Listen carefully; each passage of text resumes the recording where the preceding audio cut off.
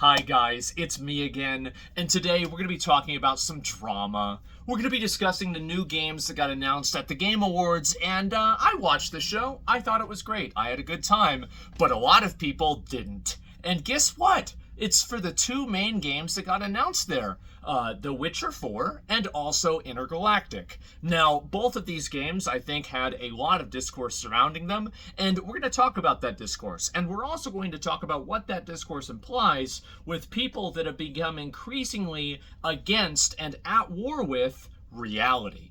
And this, every single time that reality hits them in the face, there are a lot of Twitter threads about it because people are not happy. And guess what? If you spend all day on the internet, you usually have a distorted view of what the world looks like. And even to a certain extent, I'm sure so do I, but it seems like these people are even worse than I am. So anyway, let's go ahead and, at the beginning, I want to talk about one thing before we get into either of the games, actually. Let's talk about subjective opinions. So anybody cannot like or like a video game for whatever reason that they want. They don't have to justify this. They don't have to explain it. They don't have to debate it or argue it with anybody else. So if you do or you don't like any video game, you should never feel like you're obligated to defend that opinion or not, because it is your own subjective opinion and you have every right to it and nobody can take that away from you. So I just want to make that very clear, because there have been so many people talking about how, oh, well, this person shouldn't be having this opinion. You shouldn't be saying this. You shouldn't care about this. Well, guess what? Some people do. Too fucking bad. Anyway, let's talk about The Witcher 4. Now, The Witcher 4, well, The Witcher 3, one of the best-selling games in the last 10 years, had a male protagonist. The new game has a female protagonist. If you understand the story, which at least I kind of do, I understand at least enough of it to see why the new female protagonist is the one carrying on the story. Now, this, however, has caught a lot of people off guard, and it's frustrated a lot of people because I think that there has been a growing trend that people are observing of genres and different IPs that have had a male lead that's being replaced by a female lead. And I think also this is, again, it goes into my first point about people being at war with reality, because I've got to tell you guys, gender is a massive barrier with relatability. It just is. And that doesn't mean that that's the case with everybody. I'm sure there's going to be people that, can't understand abstract ideas, so they have to comment and say, that's not what I think. Well, that's nice. But I think that in a general sense it is. I think gender is a massive barrier to relatability. So if you take a character that people relate to and they can see themselves in, and you change its gender, you do fuck with a lot of people's vision of the game and of the story. I think that's just how it is. And you can disagree with that, but that doesn't mean that it's going to go away. I think it is very, very, very much the truth. And so a lot of people are unhappy about this. And they also thought that Ciri is uglier, because if you compare her model in game for The Witcher 3, and then you look at The Witcher 4, she does look a bit older, and it's a CGI trailer, so there's a lot more detail put into it. It looks more realistic. Now, my personal opinion, I think that she's fine. But that doesn't necessarily mean that everybody else does. If you think she's ugly, you don't want to play the game because of that, that's fine, that's whatever. I personally don't think so, and I think that CD Projekt Red has earned a degree of my trust with how well they've handled Cyberpunk and also The Witcher 3, that I'm going to give them the benefit of the doubt, and I'm going to really, really hope that the game is in fact actually good. So we'll have to wait until we see her in-game model and we see a little bit more of the story before I go ahead and start complaining and crying about this all too much. So there's that. Now, the second thing I want to talk about is the growing issue with a lot of games that are adding characters that are unattractive, unappealing, and unlikable. And oftentimes it's all three, unfortunately, but many times it's in fact just one. And so what's happened is that I think that a lot of studios have fallen prey to this idea that players and people want to have realistic characters. I don't actually think that this is true. I think that this is a media narrative that's created by journalists, and it's created by people that write about video games, talk about them. But the truth is that I think most people, they actually do care about what a character looks like to an extent, and the people that don't care are irrelevant anyway, because let's go ahead and use a little bit of logic. So why would you ever put a ugly character in a video game? Well, I think that this serves no one. I don't. I don't think it serves anybody. Because for all the people that don't care whether the character looks good or not, well then those people are going to play or not play the game anyway, and the reasoning for that is going to be completely independent of the character's appearance. And for the people that are going to play a game or do care about a character's appearance, and they use that as a criteria of whether they like the character or not, and by the way, a lot of people say that people don't do this. If people didn't do this, microtransaction cosmetics would not be making billions of dollars, okay? Like, this is just such a completely stupid, delusional thing to say. They would not be able to sell all these cosmetics if people did not care about how they looked in video games. So, that being said, and there's a million other examples I can use, like gacha games, etc. But I think that let's just look at cosmetics as a meta thing, and then that immediately proves that people do care. Maybe you don't, but again, abstract sample, there are many people who do. And for the people who do care, I do think that having a character that is unappealing, unlikable, or just in general not something that people want to see, that's just, or unrelatable. I think that's another really component. Not necessarily what people don't want to see, but just in one way or another unrelatable. I think this serves literally zero purpose. And in fact, all it does is it serves to hurt the game. So let me explain why. Again, so you have all the people who are, they don't care about the way the character looks. They don't give a shit about it. They're going to play the game based off of the gameplay. Well, they've already made their decision, and the way the character looks, stated by them, is that they don't care.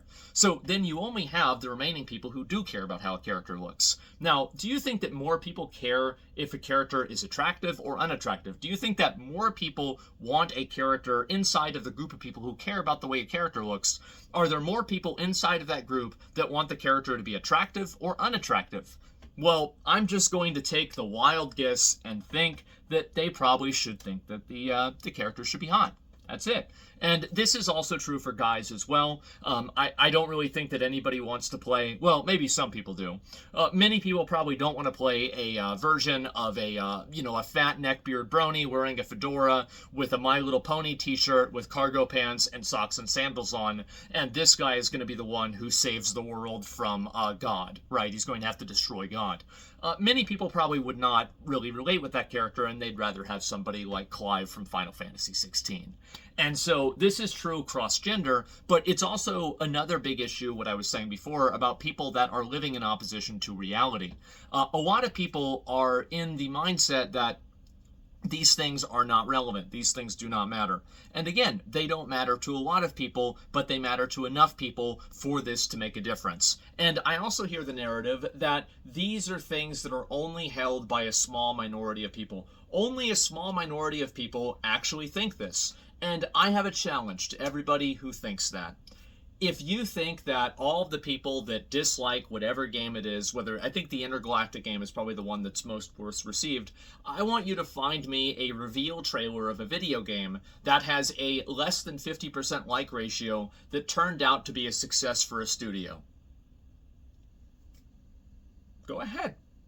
Go ahead. Let's find out. And you know what? I don't think we're going to see a whole lot of them. I've looked for them, I've tried to find them, and I didn't see a single one. And so what I think is happening is that you have people that want to believe something so bad that it's caused them to distort reality into imagining that it's actually real.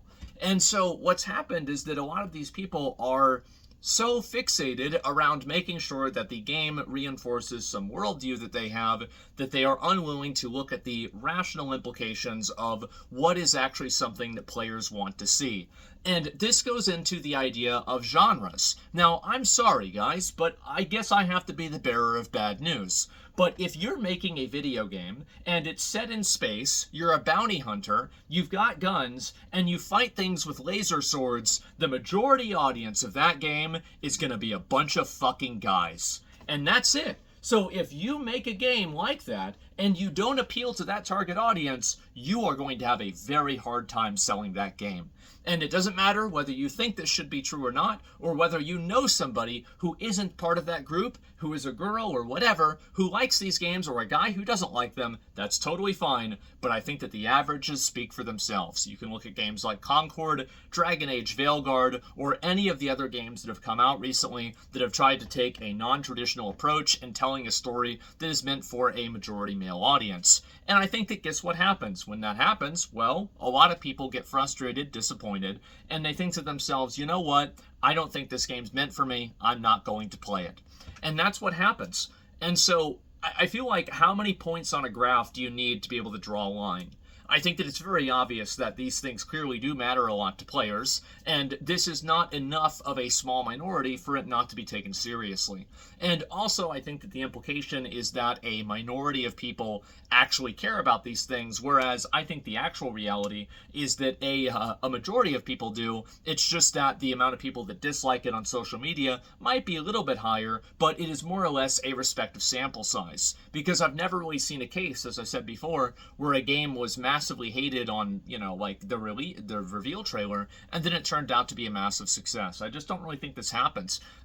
First impressions are really important, and it matters a lot if you make them or not.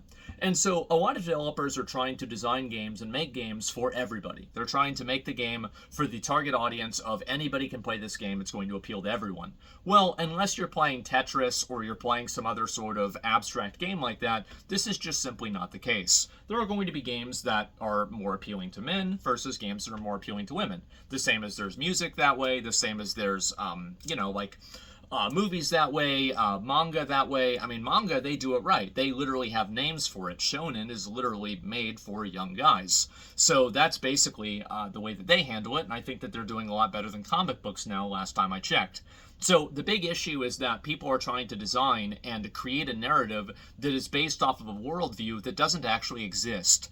And what's happening is that you see games like Intergalactic, and you see games like Concord or Dragon Age or whatever, where they are designed with this perspective that, well, anybody can relate to anybody. And of course this can be true to an extent, but it's not true on a law of averages.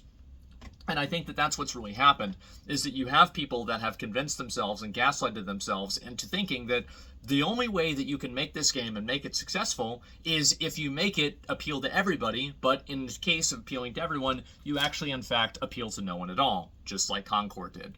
Just a second, take a drink. So, what I think is going to happen is that these games are going to come out, the reception around them is going to become more negative, and the games will not sell well. And I think this has been proven time and time again.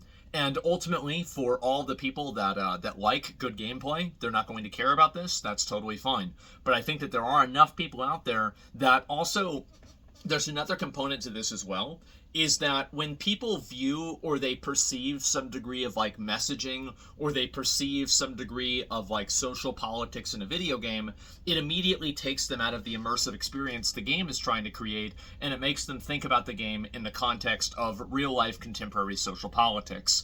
And I think this destroys the escapism, and it makes people more skeptical and less positive about these video games in a general way.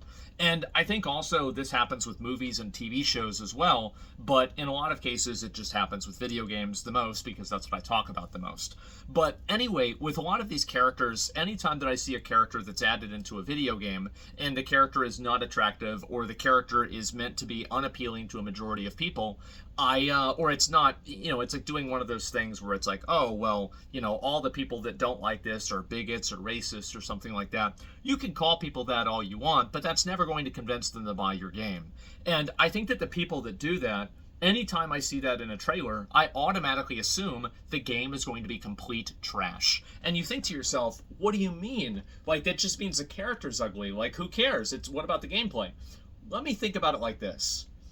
If making an ugly character, as we've already established, actually is at best a negative or a net zero effect, and in almost all cases a negative effect, why would anybody do that? And I think that the mindset of putting things into a game that players actively don't like, that is more important than the actual enjoyment of the customer, I think that that mindset is going to permeate the entire game.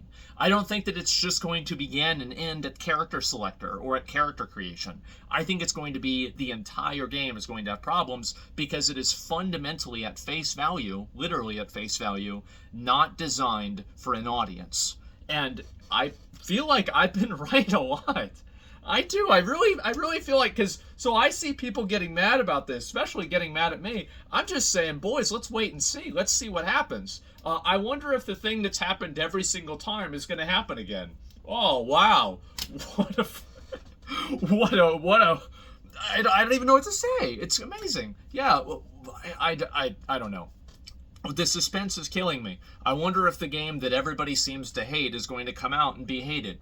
And so people have been increasingly walling themselves off inside of their own echo chambers and trying to create their own reality. And I think this is the reason why people want censorship on social media a lot.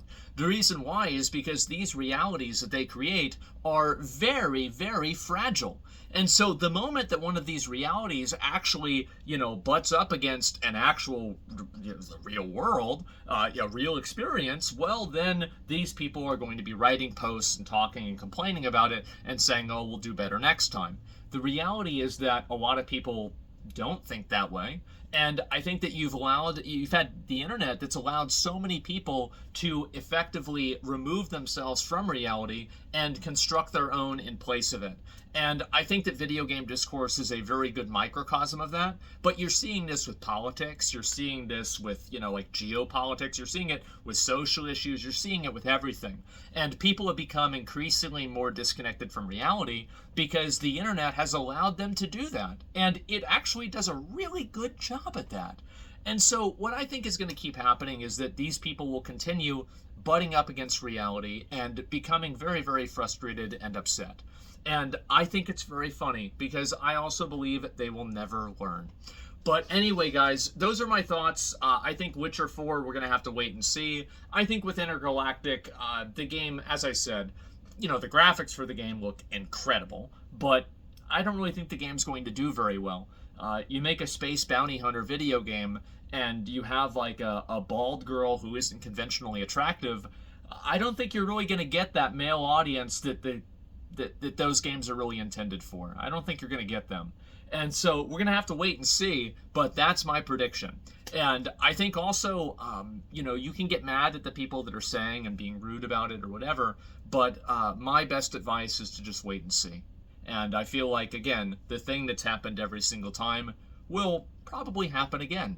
So anyway, guys, I'd like to hear what your thoughts are in the comments, and I figured I'd make this video since I've got the day off and I want to talk about this, and that's pretty much how I feel about it. So anyway, guys, thank you all very much for watching, and I'll see you all in the next one. Peace.